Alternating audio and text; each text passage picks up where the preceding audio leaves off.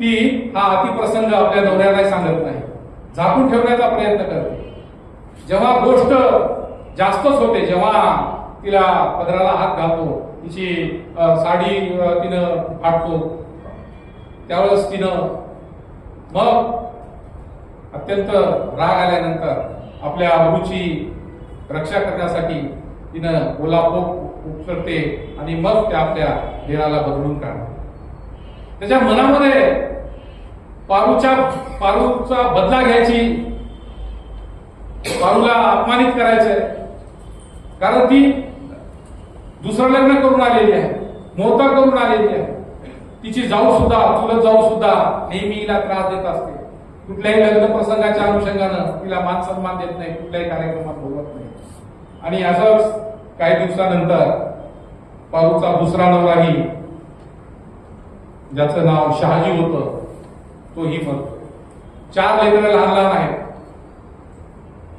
एखाद्या वर्षी पाऊस पडतो, एखाद्या वर्षी पडत नाही. जमीन आहे पण नापिकी आहे. जगण्या मरण्याचा संघर्ष चालूच आहे. नापिकी आल्यामुळं खायला अन्न मिळत नाही. प्रचंड मेहनत करून सुद्धा शेतातलंही काम करावं, घरीही काम करावं, तरीही पारूच्या जगण्या मरण्याचा संघर्ष चालूच आहे.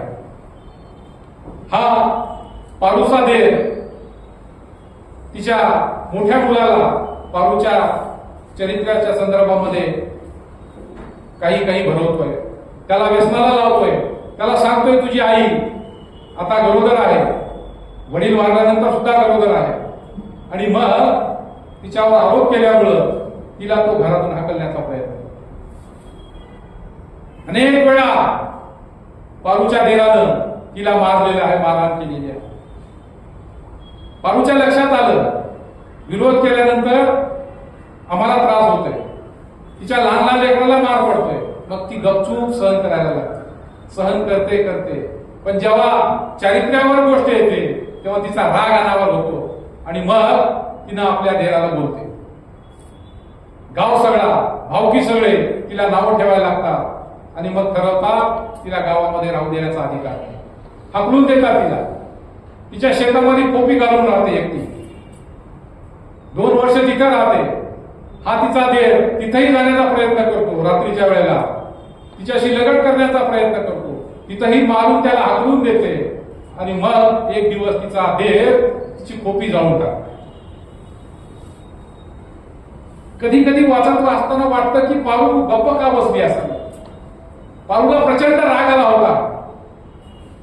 तिनं कुऱ्हाड घेतली आणि फेकून मारली. त्याच्या सायकलच्या 2 तुकडे झाले, वाचला टाकून. आणि मग त्याचे मुलं, त्याची बायको सगळे येऊन पारूला मारतात, तिची खोपी जाळून टाकतात. तिच्या शेतातल्या विहिरीवर तिला पाणी भरण्यासाठी बंदी घातली जाते. मोठा मुलगाही तिची बाजू घेत नाही, सगळा दोष आईला देतोय. आणि परिस्थिती असह्य झाल्यानंतर ज्यावेळेस पारूला वाटतं की आता माझं इथं राहणं शक्य नाही, कारण तिचा देव तिला सतत सांगत असतो तुझ्या लेकरा बाळा सहित मी मारून टाकेल. आणि मग लेकरा बाळाचा विचार करून तिनं स्वतःच परत निघते, माहेरी जाते. माहेरी असा त्रास आहे, माहेरी राहू देत नाही. माहेरी आजोबा, भावकी, आजूबाजूचे लोक म्हणतात ही जर राहिली तर आमच्या मुलीचं, आमच्या मुलांचं लग्न कसं होईल, सोयरे काय म्हणतील, गाव काय म्हणेल. असह्य वेदना झाल्यानंतर आपल्या लहान्या बहिणीचा विचार करू, आपल्या सुलभ बहिणीचा विचार करू, पारू एके दिवशी रात्रभर त्या गोठ्यामध्ये बसून रडते.